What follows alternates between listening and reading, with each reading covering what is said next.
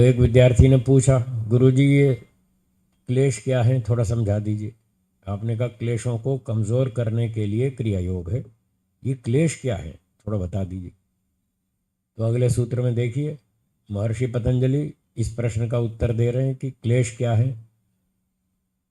सूत्र 3 देखिए और बोलिए। अविद्या, अस्मिता, राग, द्वेष, अभिनिवेशाः, पंच क्लेशाः। ये 5 क्लेश हैं।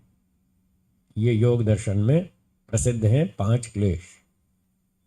अविद्या, अस्मिता, राग, द्वेष और अभिनिवेश, ये 5 क्लेश हैं। बस यही हमारे पुनर्जन्म का कारण है। ये 5 क्लेश ही बार बार जन्म लेने का कारण है। जब तक अविद्या बनी रहेगी, जब तक राग द्वेष बना रहेगा, तब तक अगला जन्म चालू रहेगा। जब ये 5 क्लेश पूरे नष्ट हो जाएंगे, योग दर्शन की भाषा में दग्ध बीज हो जाएंगे। तो बीज का अर्थ है कारण। जैसे गेहूं का बीज, चने का बीज, चावल का बीज, उसको खेत में बोएंगे तो वो उगेगा। वो बीज जो है वो कारण है फसल का। तो ये जो 5 क्लेश हैं ये बीज हैं पुनर्जन्म का। इसकी फसल है पुनर्जन्म, अगला जन्म। अगर बीज बचा हुआ है, ठीक ठाक है, तो अगला जन्म होगा। अगर बीज मर गया, जल गया, नष्ट हो गया, खत्म हो गया, तो फसल नहीं होगी, तो अगला जन्म नहीं होगा। योग दर्शन में इन 5 क्लेशों को पुनर्जन्म का कारण बताया। तो ये 5 क्लेश हैं पंच क्लेशा। क्लेश माने दुख देने वाले, ये तो आप जानते हैं। क्लेश का अर्थ है दुख देने वाले। ये 5 चीजें दुख देती हैं। अब एक एक का परिचय बताएंगे। अविद्या क्या है, राग क्या है, द्वेष क्या है, सबको बताएंगे। पर ये पांचों का परिचय देने से पहले एक बात और बता रहे हैं विशेष। इनकी अवस्थाएं कैसी होती हैं, 5 क्लेशों की अवस्थाएं, स्टेजेस। तो अगला सूत्र चौथा देखिए, जिसमें इनकी अवस्थाएं बताई हैं। अविद्या क्षेत्रम उत्तरेषाम प्रसुप्त तनु विच्छिन्न उदाराणाम। ये जो 5 क्लेश बताए, अविद्या, अस्मिता, राग, द्वेष, अभिनिवेश, इन 5 क्लेशों में सबसे पहले नंबर पे कौन है? अविद्या। तो कह रहे हैं 5 में जो पहले नंबर पे है अविद्या, उत्तरेषाम, बाकी के 4 क्लेशों का क्षेत्रम, ये खेत है। फसल कहाँ उगती है? खेत में। गेहूं की, चावल की फसल खेत में होती है। तो अविद्या तो है खेत, और बाकी 4 क्लेश इसकी फसल है। ठीक है। अविद्या क्षेत्रम, अविद्या खेत है, बाकी 4 उसकी फसल है। खेत बढ़िया हो तो फसल बढ़िया होती है, हाँ या ना? और खेत बंजर हो तो फसल ऐसी ही होती है, खराब सी, ठीक से नहीं होती। तो जो बढ़िया उदाहरण दिया खेत और फसल का, अगर खेत अच्छा हो, उपजाऊ हो, तो फसल भी अच्छी होती है, अच्छी बड़ी लंबी चौड़ी लहराती है। और खेत कमज़ोर हो तो फसल भी कमज़ोर होती है। अब अविद्या को तो खेत बता रहे हैं। अविद्या ढेर सारी हो तो राग द्वेष भी ढेर सारे होंगे, खूब सारे होंगे। ये कह रहे हैं। अविद्या खेत है, अविद्या बहुत अधिक है तो राग द्वेष भी बहुत अधिक होंगे। और अविद्या कमज़ोर है तो राग द्वेष भी कमज़ोर होंगे, थोड़े थोड़े होंगे। और अविद्या मर गई, खेत बिल्कुल ही बंजर है, पत्थर डाल रखे हैं, तो उसमें क्या उगेगा? कुछ नहीं। तो अगर खेत बेकार है तो फसल भी खत्म, बेकार हो जाएगी, खत्म ही हो जाएगी। इस तरह से इनको समझना चाहिए। तो खेत का उदाहरण इसलिए दिया कि इनकी स्थिति खेत और फसल जैसी है। अब यदि अविद्या बढ़ेगी तो राग द्वेष भी बढ़ेंगे, अविद्या घटेगी तो राग द्वेष घटेंगे, अविद्या मर जाएगी तो राग द्वेष मर जाएंगे। सारे खत्म हो जाएंगे। तो इनका सबका लीडर कौन है? तो अविद्या को मारो। महर्षि जी ने आर्य समाज का 8वां नियम बताया, उसमें यही बताया बस अविद्या का नाश और विद्या की वृद्धि करनी चाहिए। एक को मारो सब मर जाएंगे। अब कैसे मरेंगे, कैसे जिएंगे, कैसे चलेंगे, ये क्लेश, इनकी 5 अवस्थाएं हैं, स्टेजेस।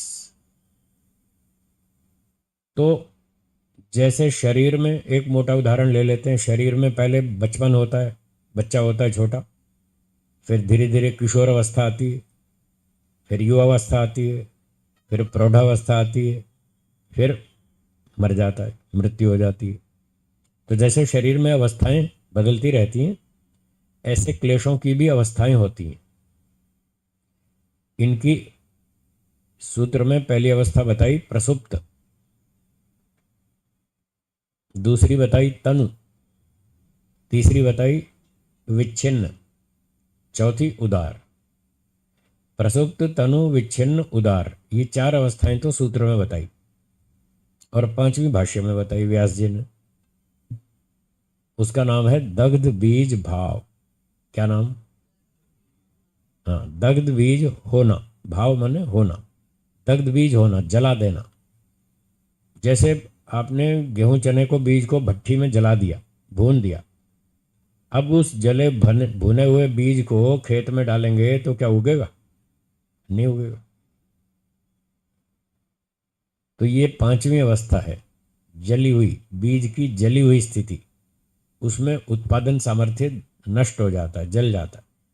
फिर वो जला हुआ भुना हुआ खेत में बीज डालो, नहीं उगेगा। अविद्या को यदि भून डाला, जला दिया, तो उसके सारे क्लेश भी साथ साथ जल जाएंगे। 5 क्लेश जल जाने पर फिर वो अगले जन्म को उत्पन्न नहीं कर पाएंगे। जैसे जला हुआ बीज अगले जन्म को, फसल को पैदा नहीं कर सकता। तो इसमें जो 4 अवस्थाएं बताई सूत्र में, उसमें अंतिम शब्द देखिए, उदार। एक उदार अवस्था है। उदार अवस्था उसे कहते हैं जो क्लेश व्यवहार में चल रहा है, इस समय जो व्यवहार में चालू है, उसका नाम है उदार अवस्था। जैसे एक माँ अपने बच्चे को भोजन खिला रही है, 2-2.5 साल का छोटा बच्चा है, उसको भोजन खिला रही है, बड़े प्रेम से खिला रही है। माँ को बच्चे से राग है या नहीं? है ना? बच्चे को राग है तभी तो उसको खाना खिला रही है, बड़े प्यार से खिला रही है। तो ये राग नामक क्लेश इस समय उदार अवस्था में है। क्या बोला? उदार अवस्था में, एक्टिव है, क्रियाशील है। जो एक्टिव है, क्रियाशील है, वो उदार अवस्था है। इस समय राग एक्टिव है बच्चे के प्रति। इतने में एक आया कुत्ता, वो रोटी छीनने लगा, तो माँ को आया गुस्सा, उसने उठाया डंडा, मारा एक कुत्ते को। ये द्वेष है, द्वेष एक्टिव हो गया। तो द्वेष उदार हो गया। और बच्चे वाला राग विच्छिन्न हो गया। दूसरा शब्द लिखा है विच्छिन्न। विच्छिन्न माने जो पीछे छिप जाता है। जैसे बच्चे पर्दे के पीछे छिप जाते हैं, आंख में चौनी खेलते हैं ना बच्चे, कोई अतिथि आया, मेहमान आया, वो पर्दे के पीछे छुप जाते हैं। तो विच्छिन्न का मतलब छुप जाना। जब कुत्ता आया तो माँ को गुस्सा आया, उसने उठाया डंडा और दे मारा कुत्ते पर। जब कुत्ते पर दे मारा, उस समय माँ को जो गुस्सा था, ये द्वेष है। ये द्वेष तो उदार हो गया, और जो बच्चे के प्रति राग था वो विच्छिन्न हो गया। एक समय में एक ही क्लेश काम करेगा। बोलिए क्या कहा? हाँ, अगर राग चल रहा है तो द्वेष छिपा रहेगा, द्वेष चल रहा है तो राग छुप जाएगा। चाहे वो 10 सेकंड के लिए, चाहे 2 सेकंड के लिए, वो छुप गया, वो विच्छिन्न हो गया। जो व्यवहार में आ गया, एक्टिव हो गया, वो उदार हो गया। तो 2 स्थितियां समझ में आ गई, उदार और विच्छिन्न। तो दिन भर ये जो क्लेश हैं हमारे, राग द्वेष, सारा दिन ये 2 अवस्थाओं में चालू रहते हैं। जो एक्टिव है वो उदार है, जो पीछे छिप गया वो विच्छिन्न है। तो आप दिन भर सुबह से लेकर रात तक वस्तुएं देखते रहते हैं, किसी वस्तु को देखा, हाँ बहुत अच्छी है, बढ़िया है, सुखदायक है, आपने मन में विचार कर लिया ये बहुत अच्छी है, सुखदायक है, राग उभर गया। आपको पता चले ना चले वो अलग बात है, पर राग तो उभर ही गया ना। जिस वस्तु को देखकर मन में ये विचार आता है ये अच्छी है, ये सुंदर है, ये सुखदायक है, उसमें आकर्षण होता है, अंदर से आकर्षण हो रहा है, ये राग है। आम आदमी को तो पता ही नहीं चलता, पर वो सारा दिन राग में डूबा रहता है। और कोई वस्तु प्रतिकूल सामने आ गई तो द्वेष उभरता है। जो परीक्षण करता है, जो ध्यान देता है, उसको पता चलता है कि मेरे मन में क्या चल रहा है, राग चल रहा है, द्वेष चल रहा है, क्या चल रहा है, या मैंने रोक रखा है राग को भी द्वेष को भी, मन शांत है क्या है। जो परीक्षण करता है उसको पता चलता है, जो परीक्षण नहीं करता उसको कुछ पता नहीं चलता। एक वक्ता को मैंने देखा, वो मंच पे बोल रहे थे, मेरे मन में किसी के प्रति लेश मात्र भी द्वेष नहीं, ये बोला। लेश मात्र मतलब इतना सा, इतना भी द्वेष नहीं। जबकि मैं उस वक्ता को जानता था, वो सर से पांव तक द्वेष में डूबा हुआ है। सर से पांव तक द्वेष में डूबा हुआ है और कहता मेरे मन में किसी के प्रति लेश मात्र भी द्वेष नहीं। बेचारे को पता ही नहीं चलता। ये तो वक्ता की स्थिति बता रहा हूँ, श्रोताओं की तो भूल जाओ, उनकी तो बात ही क्या है। तो जो लोग परीक्षण करते हैं, निरीक्षण करते हैं, मन को चेक करते हैं, उनको पता चलता है कि मेरे मन में राग हो रहा है, द्वेष हो रहा है, क्या हो रहा है, घट रहा है या बढ़ रहा है। परीक्षा करो तो पता लगे।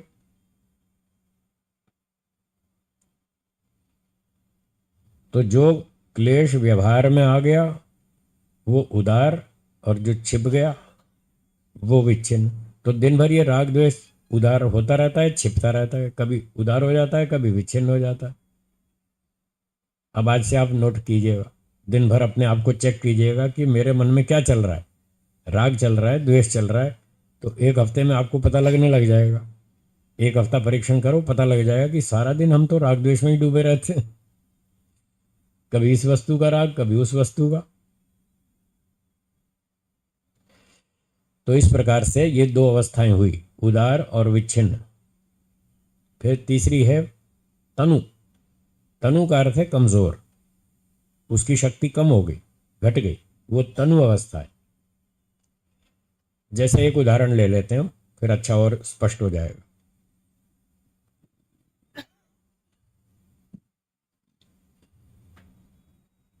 एक व्यक्ति को दिन में एक दिन में 10 बार गुस्सा आता है। आपने देखे होंगे ऐसे लोग जो बात बात पे गुस्सा करते हैं, दिन में कई बार गुस्सा करते हैं, कई लोगों के साथ गुस्सा करते हैं। तो फिर उनकी आदत हो जाती है गुस्सा करने की, चिड़चिड़े हो जाते हैं। फिर दूसरे लोग उनसे डरते हैं, उनसे कन्नी काटते हैं, उनके सामने आना नहीं चाहते। वो क्या सोचते हैं, यार गुस्सैल आदमी है, इससे क्या शक्ल दिखानी, इससे दूर रहो वही ठीक है। कन्नी काट के निकल जाते हैं। तो उससे मिलना नहीं चाहते, उससे बात नहीं करना चाहते। उनको डाउट रहता है पता नहीं किस बात पे गुस्सा झाड़ दे हम पर, किस बात पे गुस्सा कर दे, तो उससे जरा कन्नी काटते हैं। तो उस आदमी को 10 बार गुस्सा करने की आदत थी दिन में। उसने थोड़ा स्वाध्याय किया, थोड़ा चिंतन मनन किया, उपदेश सुना, तो उसको बताया गया भाई ये गुस्सा करना अच्छा नहीं है, इससे बहुत नुकसान होता है, आपका खून जलता है, आपका ब्लड प्रेशर बढ़ जाता है, फिर उससे एसिडिटी होती है, फिर उससे निर्णय क्षमता घट जाती है, बुद्धि कम हो जाती है, फिर आपको कई तरह के और शारीरिक रोग लग सकते हैं, हार्ट अटैक भी आ सकता है ज़्यादा गुस्सा करेंगे तो, हाथ पैरों में कंपन शुरू हो जाती है, और आपकी मार्केट में गुडविल खराब होती है। सब लोग कहते हैं बड़ा गुस्सैल आदमी है, इससे दूर रहो। तो मार्केट में प्रतिष्ठा बिगड़ती है और लोग पसंद नहीं करते, दूर भागते हैं। तो ये गुस्सा करना अच्छा नहीं। तो उसने थोड़ा चिंतन किया कि बात तो ठीक कह रहा है, इतना सारा नुकसान तो होता है। तो उसने संकल्प कर लिया, ठीक है अब मैं गुस्सा कम करूँगा। तो उसने खूब मेहनत की। जब गुस्सा आने की परिस्थिति सामने आती थी तो वो सावधान हो जाता था, गुस्सा नहीं करना। सुबह सुबह उठकर सबसे पहले संकल्प करें, चाहे कुछ भी हो जाए गुस्सा नहीं करूँगा। सबसे पहला संकल्प करें उठते ही, नींद खुलते ही, चाहे कुछ भी हो जाए गुस्सा नहीं करना। तो ऐसे उसने खूब मेहनत की, तो धीरे धीरे उसका गुस्सा कम हो गया। फिर वो सारे दिन में 2 बार गुस्सा करने लगा, 8 बार कम हो गया। ठीक है। फिर उसने और मेहनत की, फिर धीरे धीरे और घटाता गया। फिर सप्ताह में 2 बार गुस्सा करने लगा। फिर उसने और मेहनत की, फिर 1 महीने में 2 बार, 15 दिन में 1 बार गुस्सा आता था। फिर बाकी 14 दिन शांति से चलता रहता था। फिर और मेहनत की, फिर 6 महीने में 1 बार गुस्सा आता था, बाकी दिन ठीक ठाक चला। बस एक दिन गुस्सा आ गया 6 महीने में। फिर उसने और मेहनत की, 1 वर्ष में 1 बार गुस्सा आया, 364 दिन ठीक ठाक निकल गए। एक दिन गुस्सा आया साल भर में। तो ये तनु अवस्था है, ये कमजोर होता जा रहा है गुस्सा। ठीक है। पहले दिन में 10 बार आता था, फिर 2 बार आता था, फिर हफ्ते में 2 बार आता था, फिर 2 महीने में 1 बार, फिर 6 महीने में 1 बार, फिर साल में 1 बार। तो ये कमजोर हो गया, इसको तनु कहते हैं। फिर उसने कहा भाई अभी भी गुस्सा आता है, ठीक नहीं है, इसको और ख़त्म करना चाहिए। उसने फिर और मेहनत की, फिर 5 साल तक गुस्सा नहीं आया। 5 वर्ष के बाद 1 बार गुस्सा आया। ये प्रसुप्त अवस्था है, चौथी। 5 साल तक गुस्सा सोता रहा, जागा नहीं। 5 साल तक दबा लिया, अच्छी तरह सो गया। इसको क्या बोलेंगे? प्रसुप्त अवस्था। पर सोया हुआ आदमी तो जाग जाता है, मरा हुआ जागता है क्या? मरा हुआ नहीं जागता। तो जब 5 साल बाद उसको 1 बार गुस्सा आ गया, तो उसको पता चला अभी गुस्सा मरा नहीं, अभी खत्म नहीं हुआ है, अभी फिर जाग गया ये तो। इसका मतलब अभी सो रहा था ये प्रसुप्त अवस्था है, चौथी। फिर उसने कहा इसको तो मार के छोड़ूंगा, मुझे मोक्ष में जाना है। जब तक ये राग द्वेष अविद्या काम क्रोध खत्म नहीं होंगे मेरा मोक्ष नहीं होगा, मुझे तो मोक्ष में जाना है। उसने और मेहनत की, तत्व ज्ञान प्राप्त किया, और तपस्या की, और साधना की, समाधि लगाई, ईश्वर साक्षात्कार किया, और फिर ईश्वर से ज्ञान, बल, आनंद, उत्साह, निर्भयता आदि गुणों की प्राप्ति हुई। उन गुणों की सहायता से उसने और रगड़ा लगाया गुस्से को, कि गुस्सा खत्म करना, बिल्कुल 1 बार भी उठना नहीं चाहिए। अब मेहनत करता रहा, समाधि लगाकर ईश्वर से विद्या ज्ञान प्राप्त करता रहा, और गुस्से को रगड़ता रहा। और रगड़ते रगड़ते 20 वर्ष हो गए, गुस्सा नहीं आया। कितने? 20 वर्ष हो गए, गुस्सा नहीं आया। फिर उसने और मेहनत की, और चलता रहा। 25 साल हो गए, 30 साल हो गए, गुस्सा नहीं आया। फिर उसने अपने आप को चेक किया, अब क्या गुस्सा आएगा? 30 साल तो हो गए, गुस्सा नहीं आया। अब क्या लगता है, क्या ऐसी परिस्थिति कोई आ जाएगी जब मुझे गुस्सा आ जाए? तो उसने खूब परीक्षण किया अपना, और उसको लगा भाई अब तो गुस्सा नहीं आएगा। 30 वर्ष तो हो गए, आज तक गुस्सा नहीं आया 30 साल में। तो अब जाके उसको थोड़ा विश्वास हुआ कि अब शायद मर गया है, ये गुस्सा मर गया है, ये द्वेष जो है ये खत्म हो गया, जल गया, नष्ट हो गया, अब नहीं लगता कभी आएगा। फिर भी वो इतना अभी दावे से नहीं कह सकता, फिर भी वो मन में रखता है, चलो देखते हैं कभी कभी आ ना जाए। वो ज़्यादा डिक्लेयर नहीं करता, पर अपने मन में अपना परीक्षण तो चालू रखता है कि मुझे गुस्सा आएगा नहीं आएगा, मैं उसको बिल्कुल आने नहीं दूंगा, पूरा मार के छोड़ूंगा। तो ऐसे 20 30 40 साल, कितने साल वो लगा रहता है, तपस्या करता रहता है। फिर जब उसको कभी भी गुस्सा नहीं आए, तब मानना चाहिए कि अब उसका वो द्वेष दग्ध बीज हो गया, तब मानना चाहिए, जब 1 बार भी नहीं जागे। तो जो मैंने एक उदाहरण गुस्से का दिया, ऐसा ही राग का भी समझ लीजिए। कभी बेटे में राग होता है, कभी पोते में राग होता है, कभी संपत्ति में राग होता है, कभी कार में राग होता है, कभी बंगले में होता है, कभी किसी में होता है। पता नहीं, हजारों लाखों चीज़ें हैं जिनमें राग होता है व्यक्ति को, किसी में कम होता है, किसी में ज़्यादा होता है।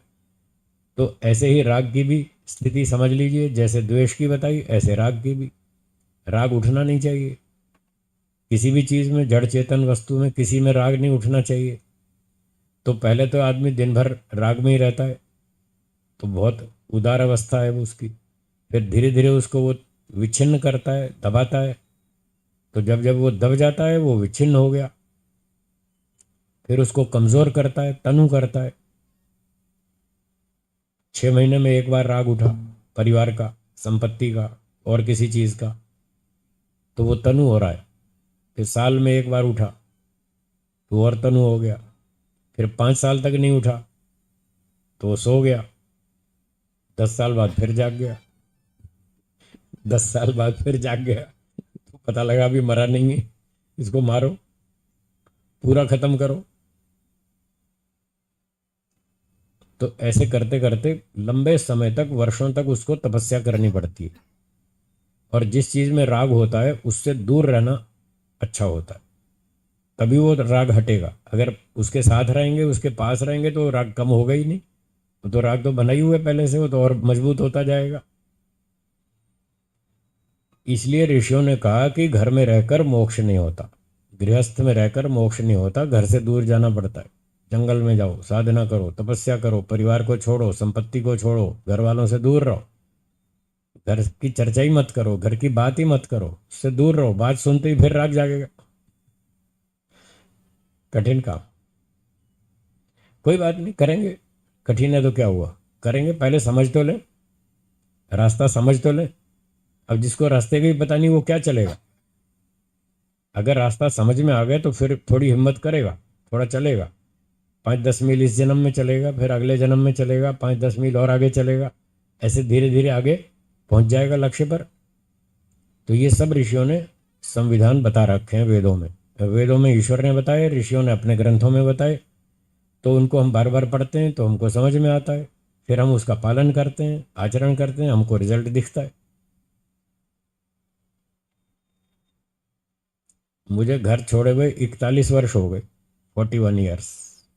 आज तक घर नहीं गया,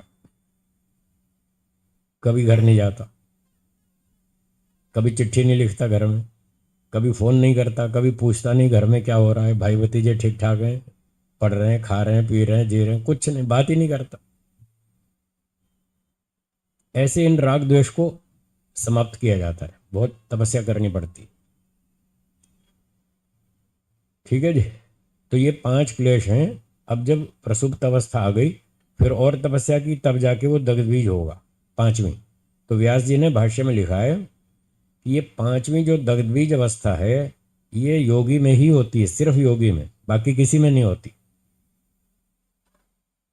बाकी लोगों में 4 अवस्थाएं होती हैं, उदार, विच्छिन्न, तनु, प्रसुप्त। बाकियों में तो ये 4 अवस्थाएं होती हैं। जो योगी होता है, समाधि लगाता है, ईश्वर की अनुभूति करता है, उससे तत्व ज्ञान प्राप्त करता है समाधि में, उससे ये नष्ट होते हैं। इसलिए कहा योगिनी एव न अन्यत्र, योगी में ही होती है 5वीं अवस्था, दग्धबीज। तो दग्धबीज करना पड़ेगा, तब मोक्ष होगा। ये हैं 5 क्लेश और 5 अवस्थाएं। जब वो योगी व्यक्ति समाधि लगाकर ईश्वर से तत्वज्ञान वैराग्य प्राप्त करता है और इन क्लेशों का नाश कर देता है, तब उसका नाम लिखा है कुशलः, चरम देह। वो उसका अंतिम शरीर है, चरम, अंतिम, लास्ट, फाइनल। इसके बाद उसका अगला जन्म नहीं होगा, ये आखिरी जन्म है उसका, चरम देह। और उसका नाम है कुशल, वो एक्सपर्ट है। लोग बड़े बड़े अपने आप को एक्सपर्ट समझते हैं। कोई शेयर बाजार में एक्सपर्ट है, कोई गाड़ी चलाने में एक्सपर्ट है, कोई धंधे में एक्सपर्ट है, कोई उल्लू बनाने में एक्सपर्ट है। दूसरों को उल्लू बनाते हैं ना। मूर्ख बनाते हैं, लूट झपट में एक्सपर्ट है। वो सारे अनाड़ी हैं, वो कोई एक्सपर्ट नहीं है। असली एक्सपर्ट तो ये है जो समाधि लगाता है, जो ईश्वर से ज्ञान प्राप्त करता है, जो अपने क्लेशों को दग्धबीज करता है, वो एक्सपर्ट है। ऐसा महर्षि व्यास जी ने बताया। असली मास्टर तो वो है। तो हमको ऐसे बनना है। जो दुखों को पार कर गया वही एक्सपर्ट है, और जो बार बार जन्म लेता है फिर दुखी होता है तो कहाँ एक्सपर्ट है, वो तो अधूरा है, अभी अनाड़ी है।